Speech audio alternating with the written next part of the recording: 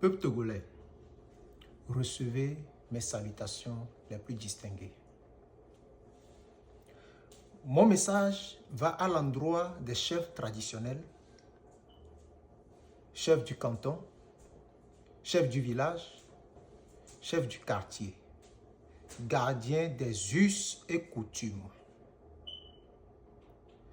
Je tiens vivement à vous adresser ce message avant de mettre en place mon gouvernement qui travaillera d'arrache-pied pour conduire cette transition qui amènera les Togolais à nouveau aux urnes. Personne ne pourra leur supprimer ce droit de voter. En tant que chef traditionnel, écoutez-moi très bien. J'espère que ce qui fait la valeur de votre trône est la justice et la vérité.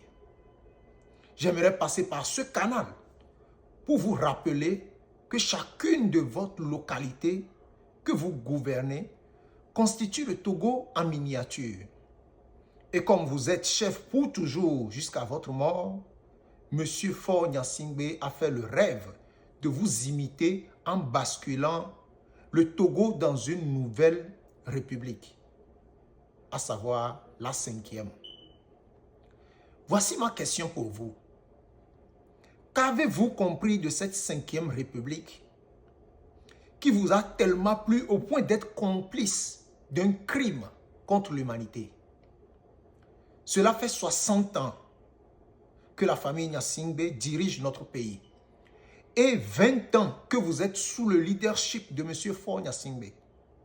Quel bilan retenez-vous au point d'être complice de la destruction de notre pays? J'ai eu à visiter la chefferie de bon nombre d'entre vous. La plupart de vos chefferies, excusez-moi le terme, ressemblent à des endroits où on élève des cochons. Ceux qui ont un peu amélioré pour eux l'ont fait en vendant l'héritage familial. Faure vend les biens du Togo et vous vendez les biens de vos villages. Quelle ressemblance! Sentez-vous chef en ayant pour palais ce taudis? Si M. Faure pensait à votre village, votre palais serait un modèle réduit de la présidence.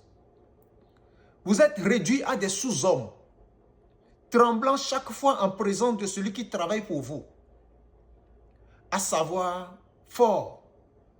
Je comprends par là que vous avez perdu votre identité, ou peut-être que vous ne connaissez pas vos droits. Vos villages sont en manque d'eau potable, en manque d'électricité, en manque de centre médical. Vous manquez de tout et de rien. Et parmi les 700 000 personnes affamées à qui le régime a distribué les miettes, la plupart sont directement liés à vos villages. Je vous interpelle à changer le plus tôt possible avant que l'histoire ne grave vos idioties. Au lieu que vous soyez réduit à un simple agent de renseignement pour ce régime maléfique ou à une silhouette dans les rassemblements pour acclamer M. Faure, on a besoin de vous pour enrichir l'histoire du peuple togolais, pour mettre en place un état de droit où personne ne sera au-dessus des lois de la République. Pour cela, de la même manière que vous avez travaillé dans l'ombre pour faire asseoir ce régime machiavélique, sanguinaire, dictatorial et totalitaire, sortez de l'ombre et travaillez avec cette même énergie pour amener les membres de votre communauté à prendre conscience du danger qui leur guette, eux et la génération à venir, et à se mobiliser autour de tout mouvement qui travaille à l'effondrement de ce régime.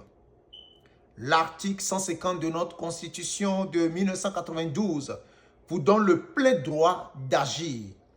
C'est maintenant que votre autorité doit se faire valoir si vous ne voulez pas disparaître.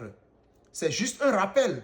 Si vous ne le savez pas, vous n'existez plus pour M. Faure et son maudit gouvernement. Chef canton, chef du village, chef quartier. Un leader ne craint pas la mort. Un leader ne craint pas d'être tué, d'être emprisonné. Vous ne pouvez plus continuer de vendre votre liberté pour votre sécurité. La paix au Togo est un mirage. Levez-vous comme un seul homme pour bâtir notre nation. Vive la République togolaise. Je vous remercie.